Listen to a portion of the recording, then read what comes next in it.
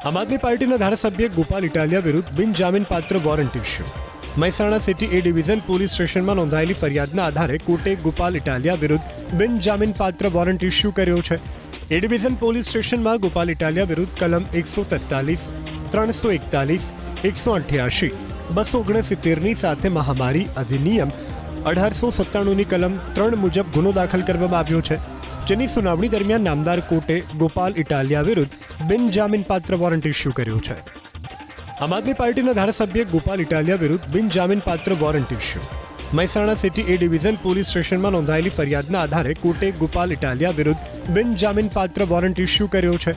એ division police સ્ટેશનમાં ગોપાલ ઇટાલિયા વિરુદ્ધ કલમ 143, 341, 188, 269ની સાથે મહામારી અધિનિયમ 1897ની કલમ 3 મુજબ ગુનો દાખલ કરવામાં આવ્યો છે, જેની સુનાવણી દરમિયાન નામદાર કોર્ટે ગોપાલ ઇટાલિયા વિરુદ્ધ બિનજામીનપાત્ર વોરંટ ઇસ્યુ કર્યો છે.